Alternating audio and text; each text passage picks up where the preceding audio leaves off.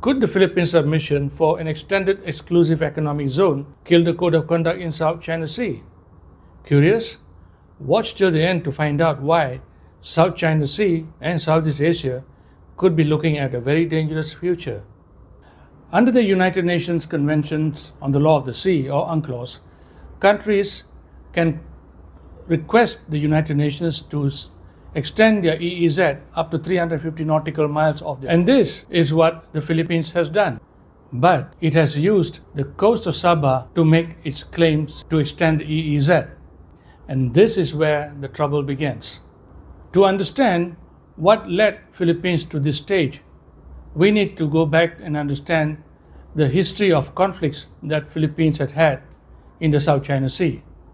The most recent conflicts between Philippines and China took place in a region known as the Second Thomas Shoal. So we shall begin there. The Second Thomas Shoal, or locally known as the Ayungin Shoal, is a submerged reef in the Spratleys Islands in the South China Sea. And the South China Sea is also referred to as the West Philippine Sea in official Philippines communication. The Second Thomas Shoal is located about 200 kilometers off the coast of the Palawan Islands in the south. The Second Thomas Shoal is claimed by the Philippines. In 1999, the Philippines Navy deliberately grounded an old ship known as the Sierra Madre over there to be made use as a makeshift military base. Since then, it has stationed soldiers on it who were resupplied on a monthly basis. For years, things were relatively stable. But in 2012, an incident occurred further north in another region that is claimed by the Philippines known as the Scarborough Shoals. The Philippines Navy tried to chase off some fishermen from China who were intruding into the area. In retaliation, the Chinese moved in, occupied the Scarborough Shoals, and started to build fortifications on it. I've mentioned this in an earlier video. The link is put up there. You may want to watch it. Frustrated by China's actions, the Philippines brought a case to the International Court of Arbitration in 2013. And in 2016, the court declared that the 9-dash map were invalid. And this enraged the Chinese even more. But the Duterte administration sought to cool down tempers by taking a more conciliatory approach. But the whole dynamics changed when the new administration took over. The Marcos administration took a much more hardline stance, and reacting to the change in tone in Manila, Chinese Coast Guard vessels started harassing the resupply missions to Sierra Madre. Several incidents occurred.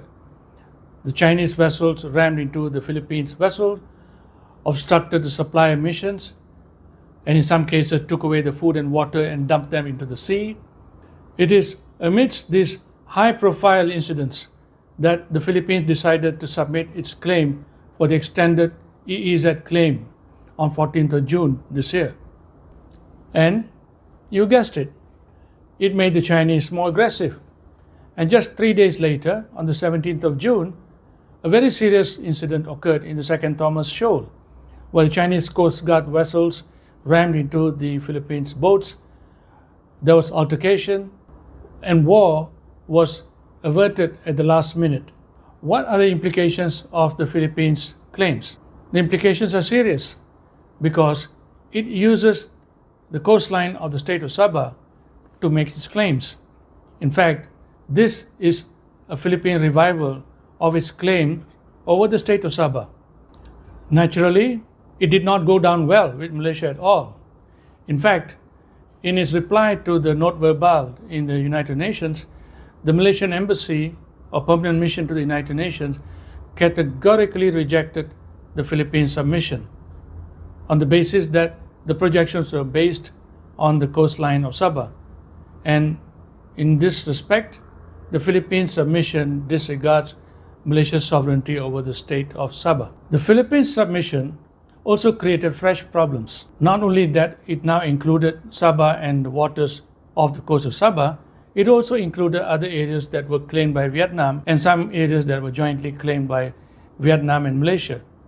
In its submission, the Philippines said that it was ready to talk with Malaysia and Vietnam, but it did not include China. And China immediately rejected the Philippine submission, saying that it was a serious infringement of its sovereignty. But Vietnam said that it was prepared to discuss with the Philippines. So, when you look at the submission and its timing, it looks curious. Philippines is having a serious clash with China. And just when you think you would need the support of your allies, the other ASEAN claimant states, Philippines is alienating them with now its claims over its extended EEZ and creating irritances in bilateral relations. So what exactly is Philippines trying to do? It appears to be a strategy to push Malaysia and Vietnam into negotiating separate codes of conduct. This would be in line with the proposal made by President Marcos for the ASEAN claimant states to craft out their own separate codes of conduct before they negotiate with China. He believes that separate code of conduct among the ASEAN claimant states could unify the ASEAN stance against China. But this is a very risky strategy. By reigniting the Sabah claim, the Philippines may erode trust and confidence among ASEAN members. Instead of fostering a united ASEAN, it could encourage the claimant states to go their separate ways and make their deals with China. In effect, what would happen is an abandonment of the code of conduct. And if that were to happen, it would certainly be interpreted by the international community as a failure by ASEAN, a significant failure. Ultimately, only the Philippines can fully explain its motivations for this complex move. But from what we can see, it appears to be a risky strategy with significant and profound implications for regional stability, and not to mention for the code of conduct. If you like this video, please hit a like, share and subscribe button. And thank you very much.